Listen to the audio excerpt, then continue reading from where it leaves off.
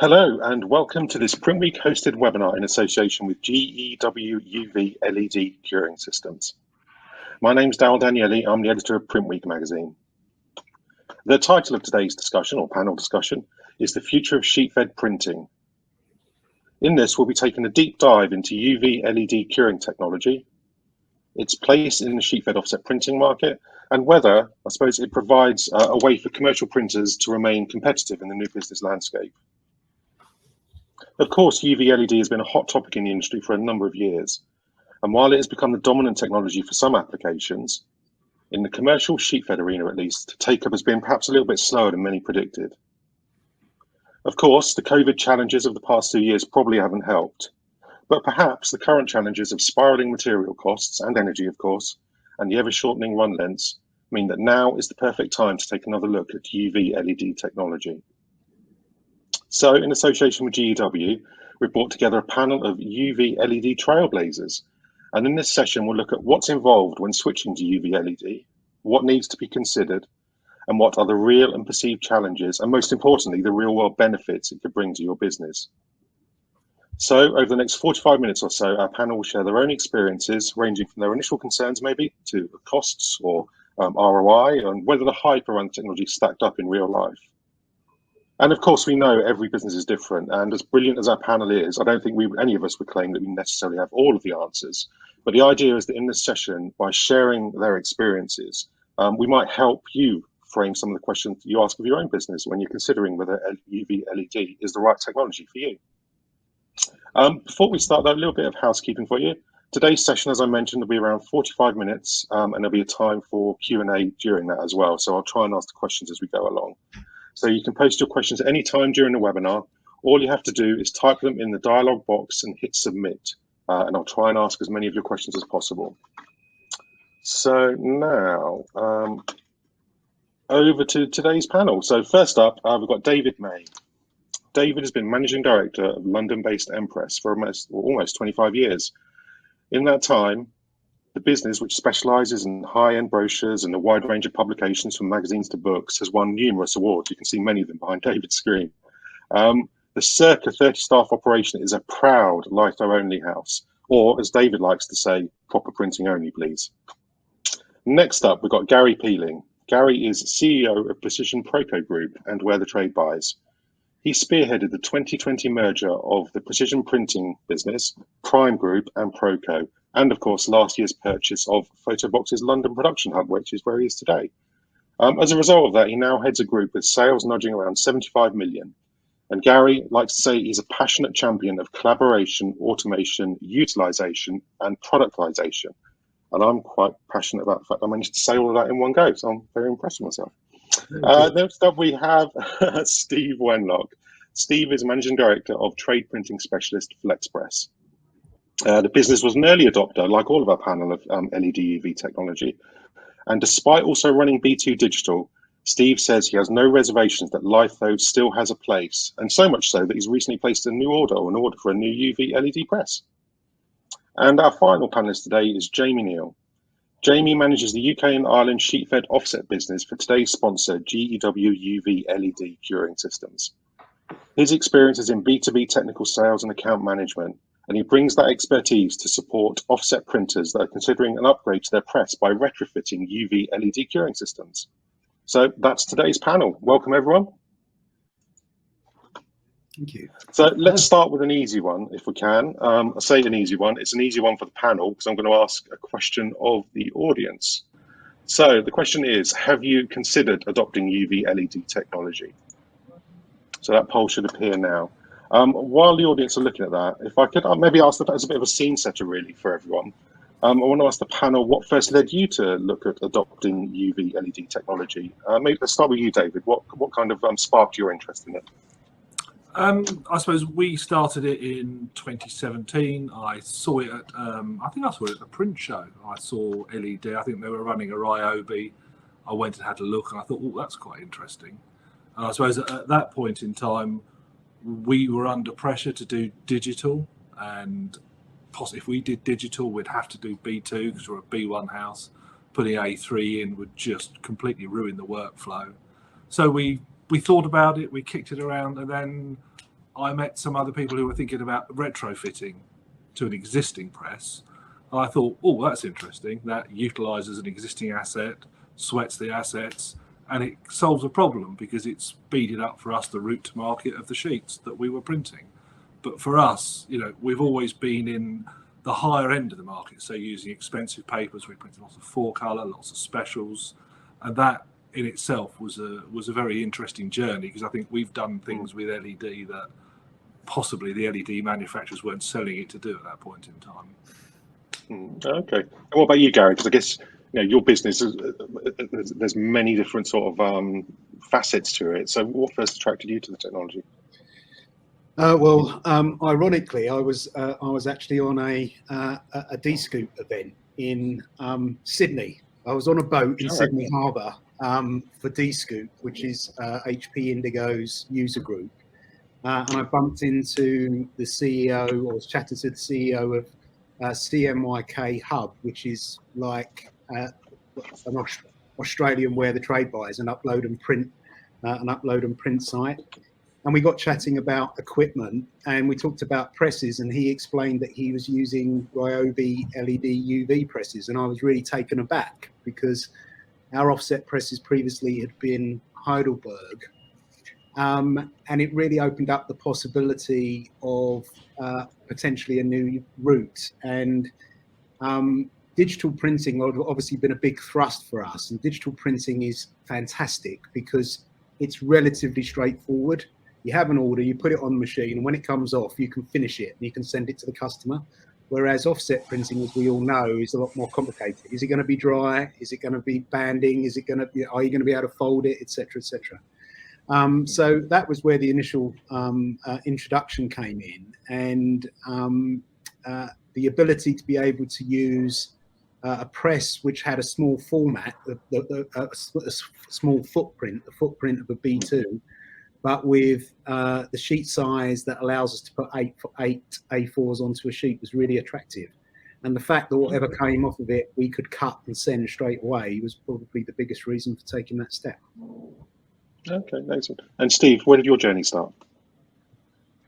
Okay, well, really, I just saw the technology advertised by Apex in one of the trade magazines, thought it was very interesting. We were very early adopters. We've had LED UV since January 2016.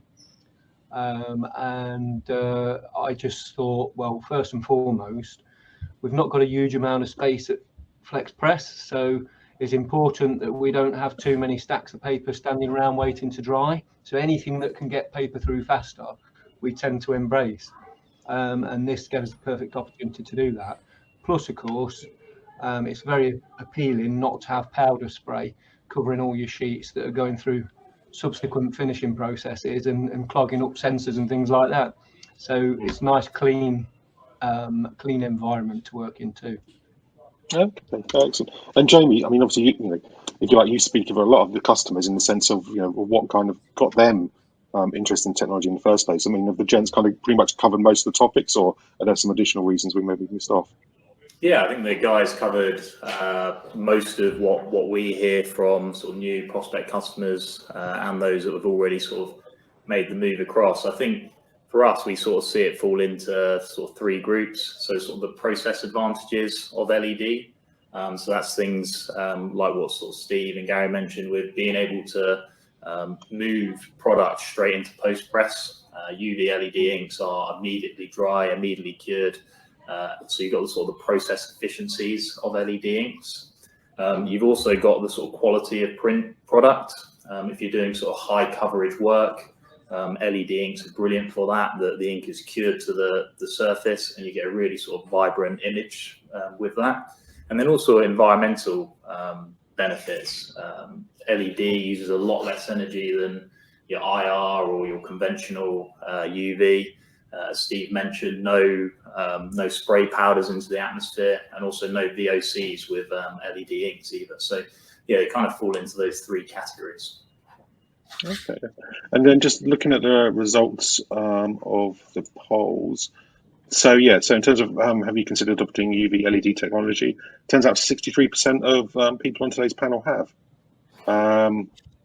which is quite impressive, because one of my sort of follow up to that was going to be in terms of the take up, because it seems that in sort of the commercial sheet fed world, the take up's been, as we mentioned at the start, sort of maybe a little bit sort of slower than we anticipated. Whereas in certain sectors, I don't know, for example, like GW is really strong in labels. That's a massive take up there. Do we think, is there a reason why it's been relatively slow in litho? I mean, Jamie, maybe start with you this time in terms of talking about the market generally. Yeah, in terms of sort of LED technology in general, obviously with the sort of label markets, they were already largely UV for a number of years now. So the move to LED is not quite as there's not so much of a difference. There's not so much of an impact. Going from sort of commercial printers who are using conventional inks to LED, it's a more of a step in terms of the process of printing. We have sort of seen people beginning to look at it a lot more in other markets around the world. America has taken up LED really strongly, but also in sort of South American markets and Argentina, but also across in sort of India. So different markets are beginning to sort of take up on this LED for commercial a lot more. Okay. And Steve, do you have any thoughts in terms of why the take-up's been really slow? I mean, it's interesting that sort of you and Gary obviously operate, I mean, Gary in other markets as well, but in the trade side, is it particularly attractive to trade printers, do you think, or? I think if you've got the right mix of work, it's very attractive, and you need to get work through quite quickly. I think what puts people off is possibly the cost of the inks, because they're quite considerably higher than standard inks. And I think people generally get frightened at the technology, but you know, we've certainly found it very straightforward, as you mentioned, to the extent we've got another press on order due to come in June. But I think in terms of being put off by the technology, it generally is the cost of the inks, because there's no other reason why you wouldn't embrace it. And has that changed, Gary? Sorry. Yeah, I was just going to say, I think also probably the offset sector as a whole has seen a fairly low level of investment. I remember when I took the concept to our board and I said, you know, I'm thinking, you know, no one ever got fired for buying Heidelberg, right? And up until recently, Heidelberg didn't really have a big offering in this space. So when I came back to the board and said, I'm thinking of going LED UV, and here's why, and I said, well, who's the manufacturer? And I said, well, it's Ryobi. Don't Heidelberg do one? You know, so I think that has a part of it as well. I think probably the offset sector as a whole has been underinvested, and people are just sweating their assets out. And also taking that step after 20, 30, 40 years of being a Heidelberg user and moving into something else is also one that gives people some nervousness. Yeah, no, that makes sense. Actually, I suppose, David, that kind of explains, you know, in terms of what you did, you retrofitted onto an existing press, I believe, didn't you? So you actually double sweated the asset in that sense. Yes, we did, but also I think, you know, Gary's right in saying that pre-COVID, you know, in printing, you know, supply of print exceeded demand, price was falling, and there was a lot of businesses that didn't really have their niche. And now I think you're seeing the market moving to the industrial manufacturers at one end, and then you're seeing the bespoke manufacturers at the other end. And what I think is interesting is the LED has a footprint in both places. And also, I think, you know, what Gary has said is, when I first started looking at it, I went to Heidelberg and they had no LED offering, and the only people that were really pushing it was Ryobi. And as someone who's always ever bought Heidelberg, Ryobi I've always associated with the high street, so I just sort of ran away from it, thinking it's not really, you know, going to last the test of time. And also, printing has in the past had its Emperor's New Clothes moments, with whole suites of movements of new technology that you sit there and think, oh, that's a good idea, and then 10 minutes later it's dead, and you're left holding the baby. Yeah, You think of like direct imaging plates, that kind of thing. Yes, yeah, hard Yeah, push yeah. directive. I remember getting very excited about a KBA carrot. Fortunately, common sense intervened. But there's lots of these.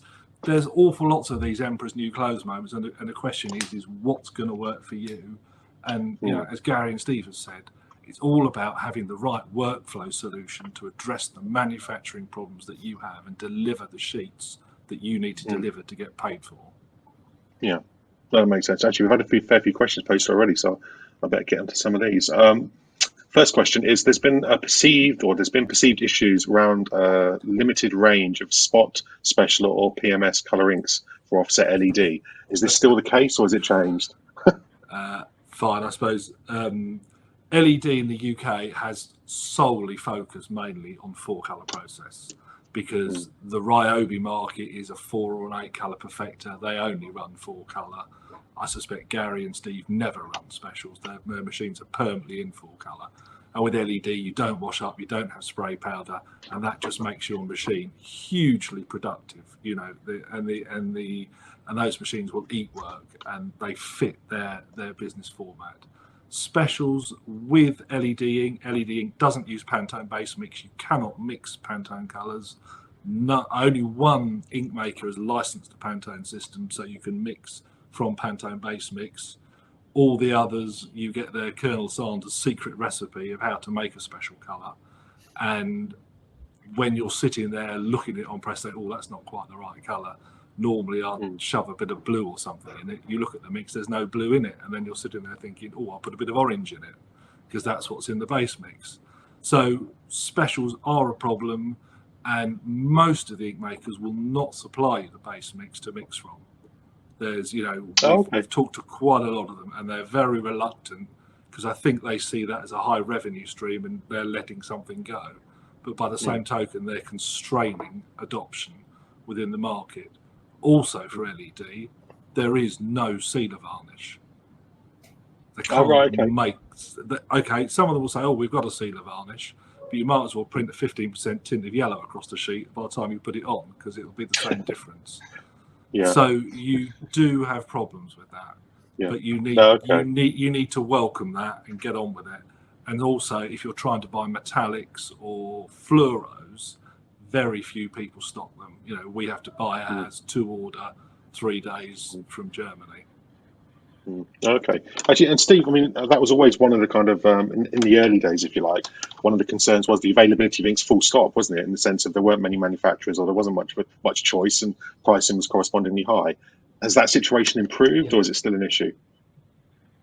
No, it has improved. There are certainly more people that you're able to buy inks from these days. We were sold the concept on the idea that the price of inks would drop as the technology became more popular, but sadly that's never happened. But at the end of the day, there are definitely more people to approach about inks now, and it's less of an issue. We had the whole issue with the photo initiators I know we don't want to go spend too much time on, which caused everybody with LED UV technology problems for a while, but that's thankfully sorted itself out, and inks certainly seem to be available that work very well now. Okay, excellent. And Gary, I mean, you presumably, like, well, most of the people here, you put in big volumes through. Are obviously the prices potentially higher, but actually are the savings higher as well, in the sense of less wastage, stuff going straight through to finishings, or does it kind of balance out, or is there still an issue there? Yeah, it does balance out. I think so. I mean, one of the questions is what is the ink cost as a proportion of the job that I've noticed, and ink goes from being a minor part of a jobs project to quite a large part. So we work on a two-sided SRA1 sheet. We work on somewhere around the region of £8 to £9 per 1,000 in ink cost. So it's quite high, probably 4 or 5 times higher than a conventional ink. But unless you're involved in very long-run projects, and this is where the market's really come to UV. Obviously, digital was taken off hugely because runs were shorter, But unfortunately, customers had an irritating habit of wanting, not 100 books, but they want 1,000 or 2,000. So around that spot where most of the activity is taking place in the commercial print market, which is in the 500 to 5,000 range, this works really well, because what you get is predictability of all of your post-press processes, that you can take it off the press, you can gang onto a sheet and have a same-day order along 9 orders which are wanted for 2 or 3 days, and know that you can cut that one out and get it on the van or onto DPD that evening. So it's that predictability, and it removes all of the hidden costs that come after the press, which is, it's set off, it's marking, we were going to fold it, we've had to take it off because it's scuffing, etc. All of that disappears, or a lot of it disappears, and that's really the biggest benefit. Okay. Yeah, ink becomes ink. Sorry, cut across you. Yeah, I was just going to say on that point, ink becomes a known cost at that point. Quantifying how much wasted material and that side of things, it becomes quite difficult. And how do you quantify the amount of time or the cost of the time that it's sat waiting to go into post press? At least with knowing how much the ink costs, it's a known cost that you can put into your own prices, rather than sort of having a bit of guesswork with anything else. So it's really important to sort of understand that as well. No, absolutely. And I was going to ask you, Jamie, as well, in terms of your technology. Obviously, you do retrofits, but you also supply a lot of the lamps for the main manufacturers. So, are you working with ink manufacturers, or is there interest for more ink manufacturers in terms of developing and expanding their ranges of LED UV? Yeah, so we don't align ourselves with anyone in sort of any ink suppliers specifically. We do sort of work with those companies. They often order sort of test rigs from us, so they'll be testing might be testing their LED inks with our lamps to sort of fine tune them and make sure they're right for sort of processes in the print shop. So yeah, we don't work sort of exclusively with anyone, but we're here to help and talk to those ink manufacturers as and when they need help from us with our technology and understanding how it works from our end. Yeah, that's fair enough. Actually, I've got a quick question for you as well from the audience. Are products that have been printed using UV LED less recyclable than conventional products? Yes, so they are to some extent. Obviously, in the sort of recycling process with sort of conventional inks, the ink is removed far easier from the material. With sort of UV or LED inks, it is more difficult to recycle. On that, I would say that there is development in processes of de-inking. Also, there are ink companies like Seedberg. They have a range of inks that they supply that can be de-inked far easier. So there are ways around that issue. Yeah, okay, no, fair enough. Gary, actually, I think David touched on this, so I'll come back to him as well in terms of when you did decide to adopt the technology, what were the challenges? Did you have to make, were there changes to the workflow? Were there additional changes? Because essentially you're moving to UV first and foremost, weren't you? Yeah, so there is a number of them we've spoken about, like you just have to accept that you can't run specials. So if you don't have that facility in house and one of those projects comes out, then that's an outsourcing element. I think the primary challenges are around. We've found, and this may just be us, but we've found the range of screen capability to be more limited on LED UV than it was on conventional offset.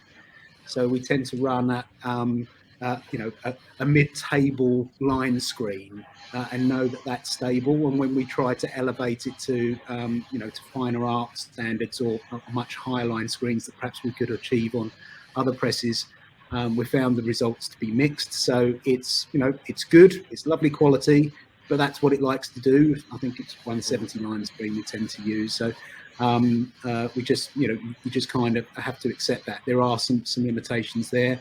And I think finally the last one was around the quality of the inks and and also the reliability of it. And it may have been something to do with this photo initiator problem, but we found that from batch to batch, from month to month, they wouldn't necessarily cure in exactly the right way.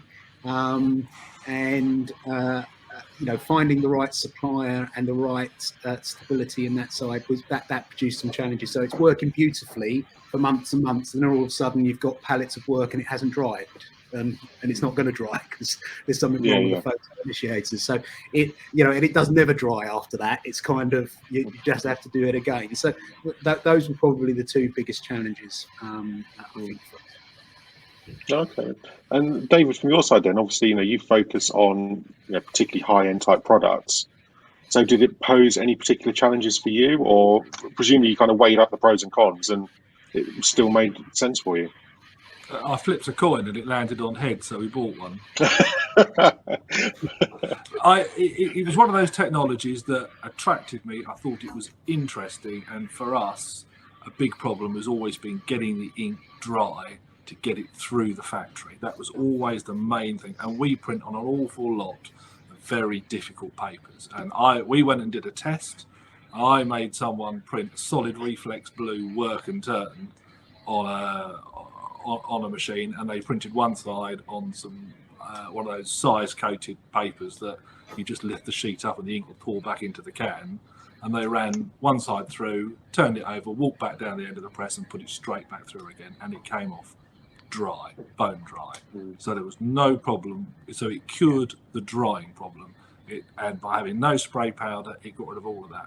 But what we have found out, and I suppose we didn't really understand, is what Gary was talking about, is that the printing window you have is extremely small. You have to have absolutely your press, chemicals, ink, water balance has to be spot on. The minute you step outside it, it will severely catch up with you. So press maintenance has to be spotless. You have to have the right chemicals, and also all of your chemicals and everything on the press has to work together. Your plates have to work, your ink has to work, your fount has to work, and your machine minders need to love the process. The minute they start to fight it and go back to some of the old way, up with a lot of problems. So it is not easy, but you, like most things in life, you have to accept the challenge and get on with it and make it work for you. And it does work. And you've got 3 very different companies here, all using the same technology, all for different results. Nice. And Steve, in terms of obviously, it's a technology shift, but actually, was it a cultural shift within the business as well when you moved over? Did you have to get the team involved in it? As Dave was talking about, some of the challenges, they're people challenges as well, aren't they? As you make and help fix. Absolutely, there are several challenges. As with everything you do. I mean, we moved to SRA1 at the same time as putting in LED UV, and that itself had challenges moving from V2. But for us, it's as much about a different way of thinking. It's a way of thinking in terms of lean manufacturing and reducing waste, as much as just the technology itself. I think when you start introducing LED technology and thinking about the speed at which jobs go through the factory, your whole mindset starts to shift towards productivity and efficiency. And I think that was the major thing for us, as much as just adapting new technology. Yeah, okay. Actually, Jamie, on your experience as well, have there been sort of additional wins, beyond what people were necessarily expecting when they did make the technology switch? Yeah, I think so. I think in terms of process, I think it opens up new processes or new products that you can produce, whether that's getting into packaging. I know David picked up some packaging work, but also printing on different materials, whether that be mirror board, plastics that you wouldn't necessarily be able to with conventional inks, but with LED, you're able to sort of broaden your product output and your range, and get yourself into more markets to sort of maximize the press time that you do have. Okay. Actually, that's answered one of the questions from the audience, actually, in terms of how about inks and plastics. Okay, so there's no issue there. No, not at all.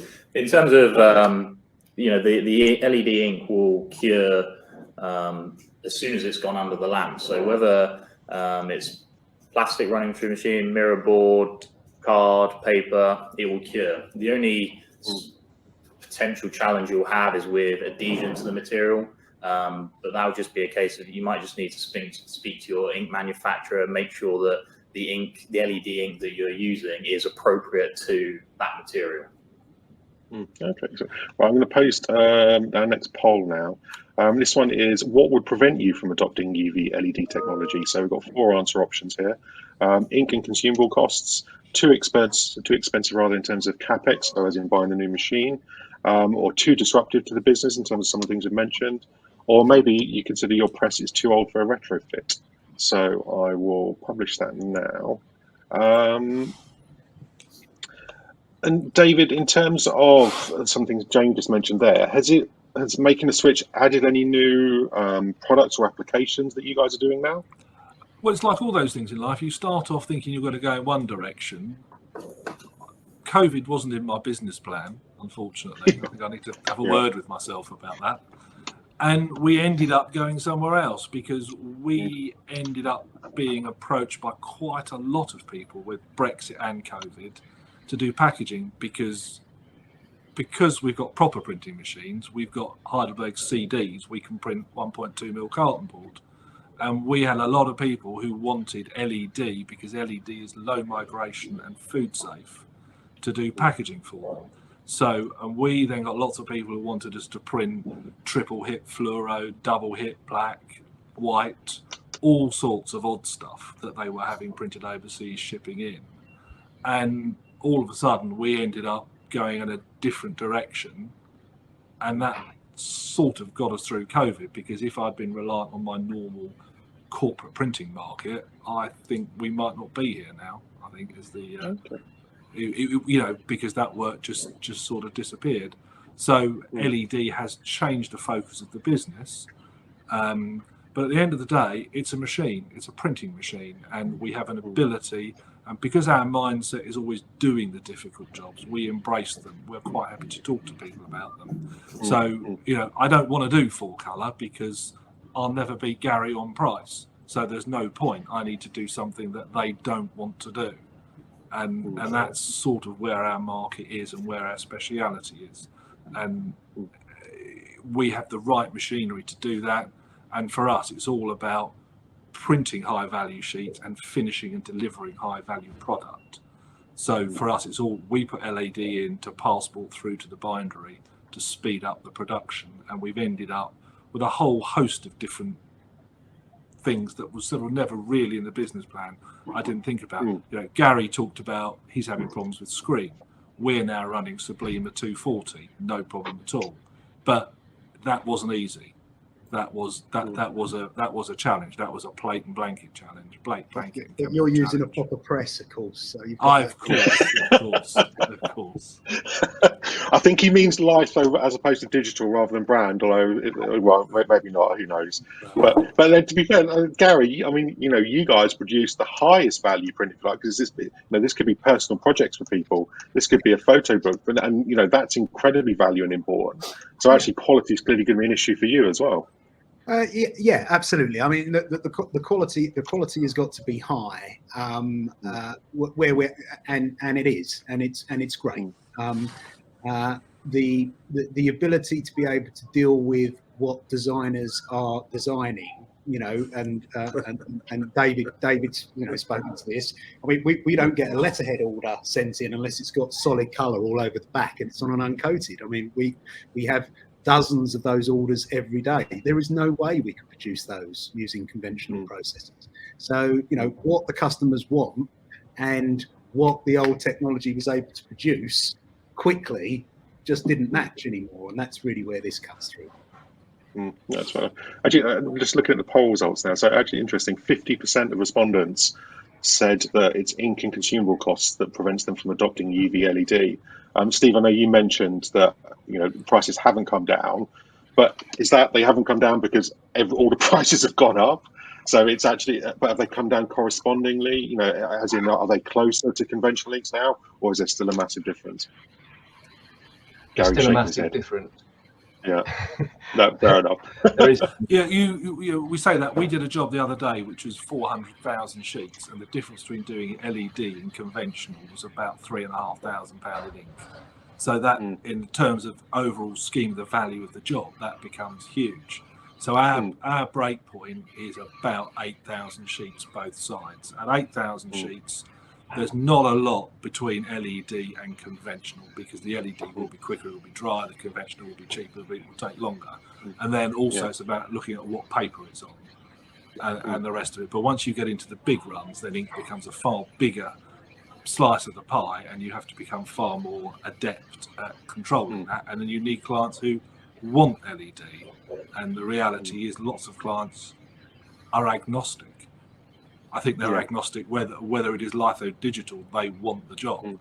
They just want something delivered that they can then retail on to someone else or use personally. So, you know, we're all here serving different markets. We need to make it work for us.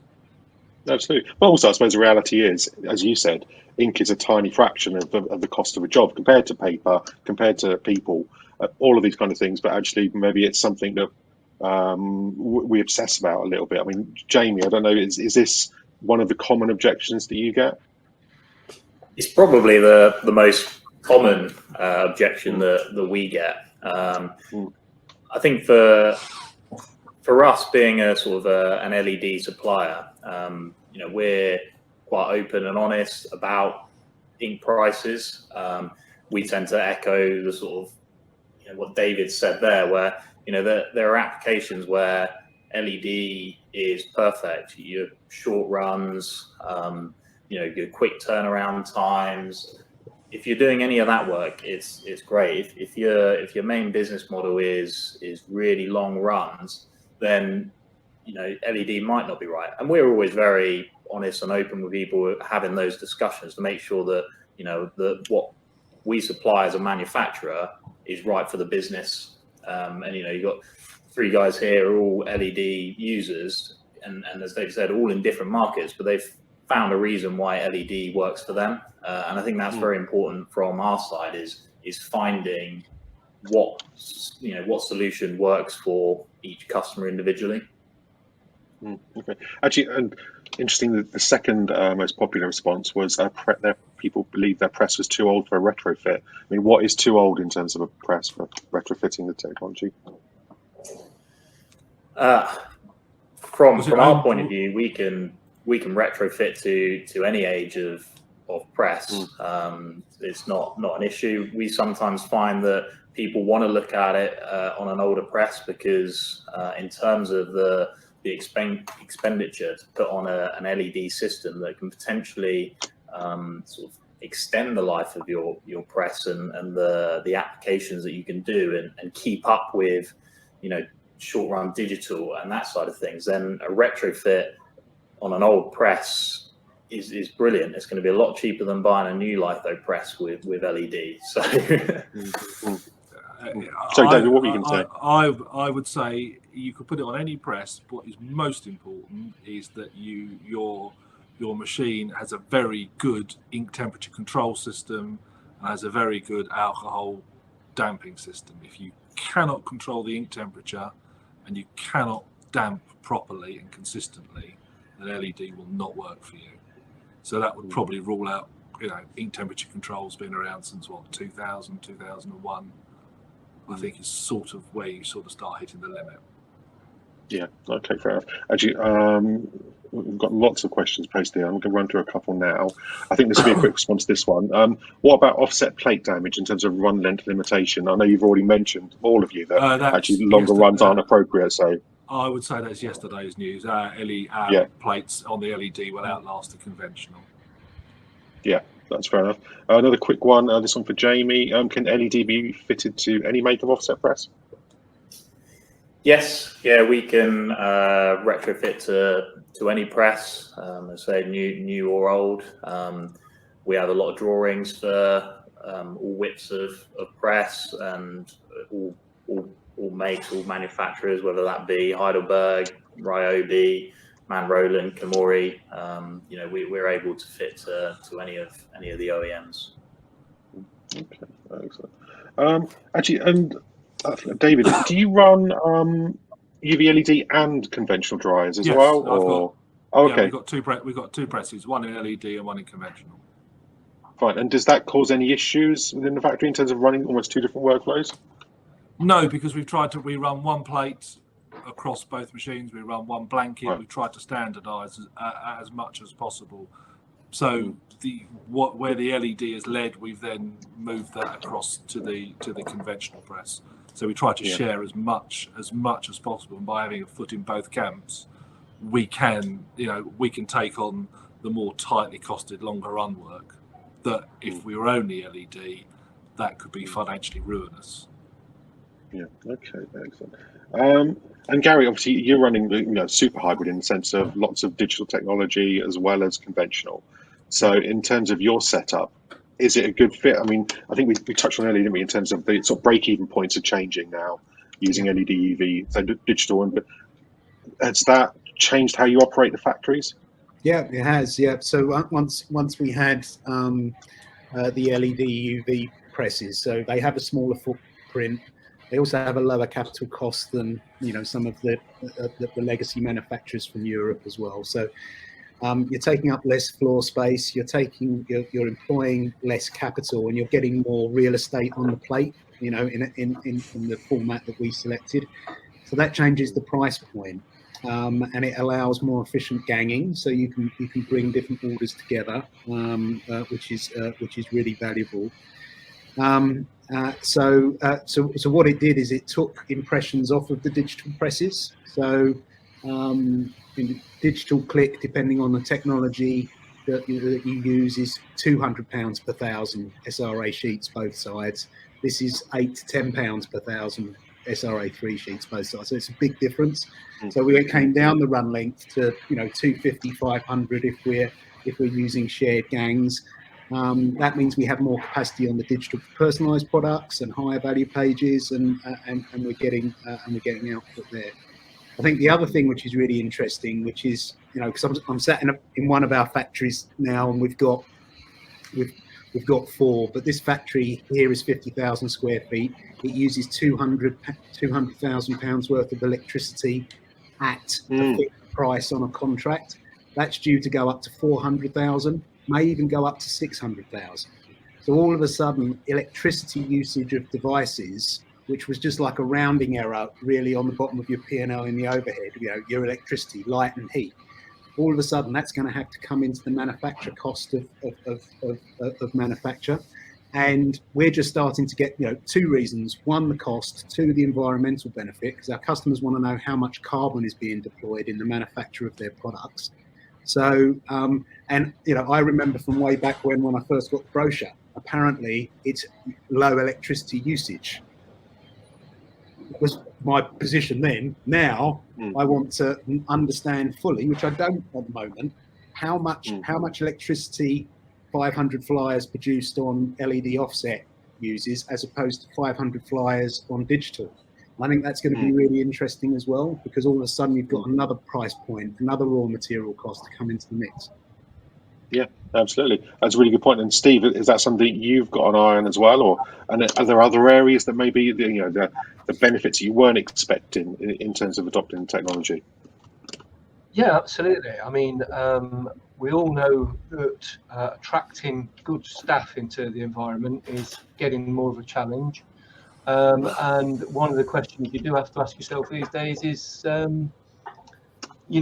would somebody come and want to work this machine that I'm expecting them to come and work? And obviously, with modern technology and clean environment, you're more likely to be able to attract good staff than without. So as a hidden benefit, I think you do have to start thinking about other people and what what their expectations of the workplace are.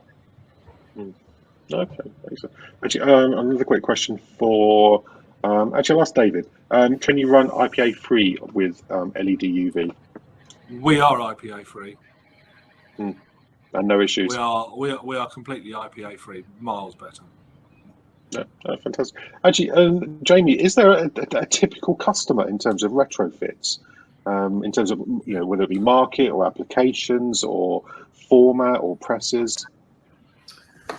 I wouldn't say there's anything, any sort of market or application that is sort of particularly, we see particularly more from. I sort of said it already before, and David mentioned it. You've got 3 different printers here doing 3 different, types of printing, types of work, type of end product, and it works for all of them. Whether you're like sort of Gary, I know you sort of got sort of presses with perfectors, that it works with that. Whether you're running 4-color process, if you're running a machine with a coater, or if you're running any sort of specials, it works for everyone. It's a technology for everyone, and it's just a case of finding what sort of value it adds to you as a business, without getting sort of too salesy, I guess. It's a conversation to have with LED manufacturers. It's a conversation to have with all your suppliers, whether that be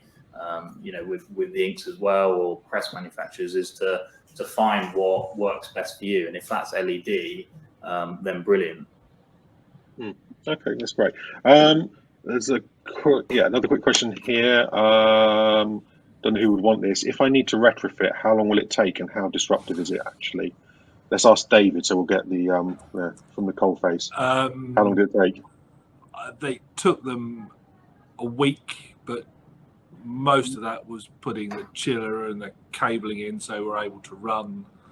And then they had to come. Now I think we're down for 2 days. Day 1 was they cut a large hole in the side of my very expensive machine with a jigsaw, and then they put some stuff in. And then day 2 we were running. So all it is a case of putting a fluorescent tube in your delivery and paying a lot of money for it. That's effectively what they're doing. All right.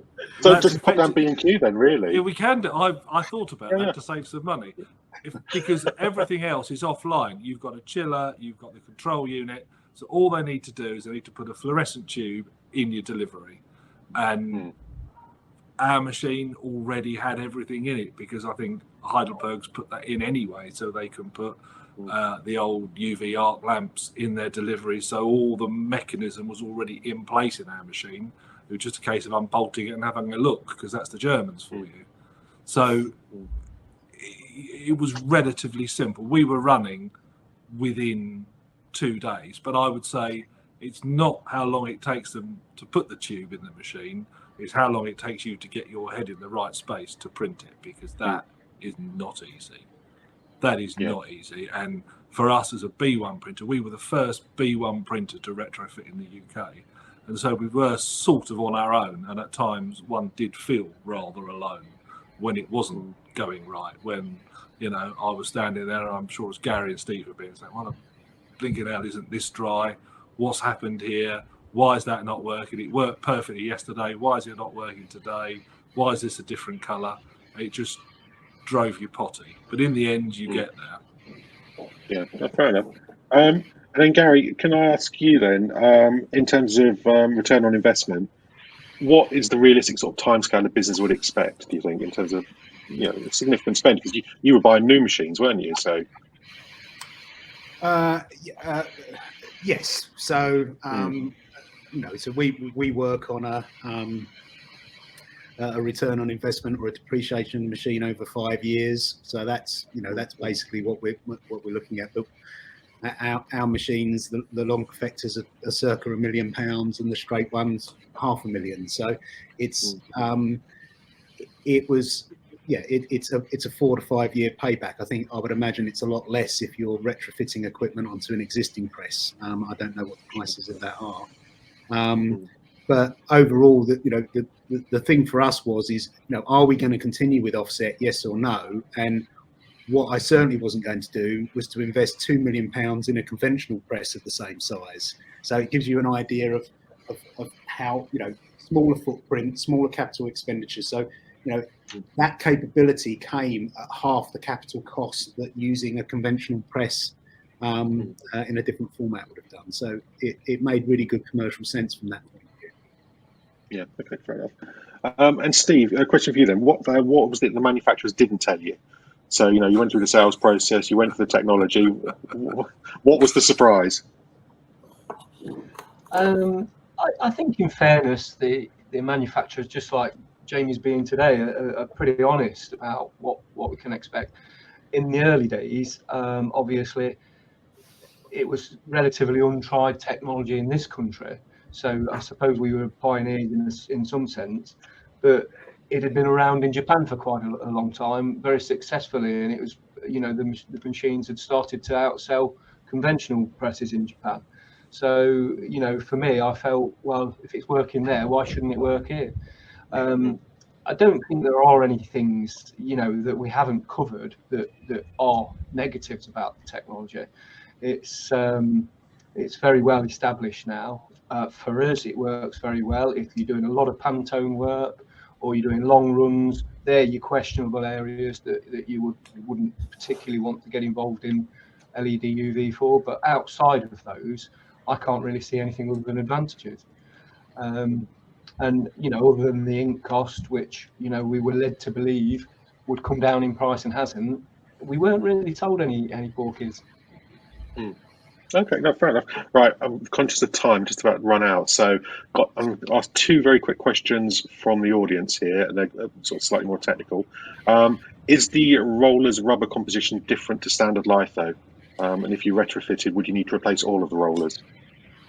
Yes, Is we that did. Jamie or David? Yeah, perfect. Yeah, you'll need all new rollers because UV ink and UV chemicals will eat conventional rollers instantly. No problem. And then a very specific one here. We print 70 micron films that are sensitive to heat. What kind of heat reduction can we expect from moving from conventional UV lamps to LED UV? There is no heat whatsoever in the sheet. Yeah, I was going to say, if you're comparing conventional UV lamps to LED UV lamps, UV lamps are running at hundreds of degrees Celsius. LED lamps, there is no infrared coming off of an LED lamp. They work at very specific wavelengths within UV, so there is zero infrared that comes off of them. So they are obviously cooled because they have a very specific temperature that they need to work at. But in terms of actual heat to substrate, LED is next to nothing. If you're printing on film, LED is the way to go. It really is. Fantastic. So final question then to the panel. I'll ask you each this one. Do you think, the big question, because this is the title of the session really, the future of sheet fed printing, do you think UV LED is the future of sheet fed litho? And do you have any regrets? Would you do it again in terms of investing in the technology? Steve, let's start with you. Well, I am doing it again. So yeah, I think in that it's an easy decision for us. It's worked very well. I think if you get out of this mindset of trying to be all things to all people and focus on what LED UV really works on, which is relatively short run, fast turnaround work. And let's be honest, the market, nobody's turning around anymore and saying we're going to give you longer. It's very much an instant gratification market out there, and this technology fits it perfectly. Fantastic. And Gary, what about you? Yeah, I'd say the same. I think we could no longer deal with the unpredictability of conventional printing process in terms of the customer's expectation. We will have something printed if you can deliver it on Friday. Right, how do you deal with that? And digital printing had kind of created it, and this is really the answer. So we'll continue with it, and it makes a really good fit for that mid-run run length. Yeah, excellent. And David. Well, we've got two presses. If the ink wasn't so expensive, I'd put the other one into LED. I would go LED on both machines because I can see huge value to it. And for us, it takes the fight back to B2 Digital, which is always a thorn as run lengths fall. I reckon that we can compete against B2 Digital at about 400 sheets through the litho press. And I don't want to be doing orders of 1 or 2 or 5. You know, there's no real traction in that for us. So it takes the fight for us back. It repurposes an existing asset, and it really isn't that expensive. If you're obsessed about the cost of ink, you probably shouldn't be in printing. because there's no margin. If you're losing all your margin on ink, you're probably in the wrong business. Yeah. No, that makes sense. Jamie, I'm not sure. Do I even need to ask you whether you think UV LED is the future of offset litho? Yeah, probably not. I think my answer is fairly obvious. Yes, it is. I think with all, obviously with all the benefits that the guys have said, you know, whether that be sort of production benefits, the turnaround times, the no spray powder, or, you know, environmental benefits. I think it's a no-brainer going forward, and, you know, retrofits in the UK, but also all around the world, are becoming increasingly common. But also, new machine manufacturers are beginning to spec machines with UV LED. You know, Steve's waiting on an order for one, and I think, you know, you sort of, people are going to have to sort of change with the times and really look at it seriously. That's great. But we've got loads of questions here we haven't had a chance to ask, but I'm conscious I've seriously run over on time. So apologies to everyone for that in terms of the audience, because we've gone over by about 10 minutes. There are lots more questions here. So if you have asked a question, we will try and get back to you after the session just to answer that, because there are some quite specific ones there. So, I mean, that's pretty much it, really. So we're out of time. So thank you, David. Thank you, Gary, Steve, and Jamie. Thanks for your time. Really appreciate you giving it up and helping us with this. As you know, evidenced by the number of questions, it's a really interesting topic, and there's an awful lot of interest in there out there. So thank you to everyone for tuning into this Print Week webinar in association with GEW UV LED curing systems. And just a quick reminder for you, this session will be archived for on-demand viewing, and we'll be sending a link out shortly after the session. So, yeah, David, I'm afraid it's going to be there forever. So if you did enjoy today's session, or you just want to embarrass David, please forward the link to any colleagues you think might find it interesting. And then remember to look out for the next Print Week webinar, which will be announced shortly. So in the meantime, enjoy the rest of your week, and thank you for your time, and goodbye. Thanks, and thanks, panel. Thank you. Cheers, Darren.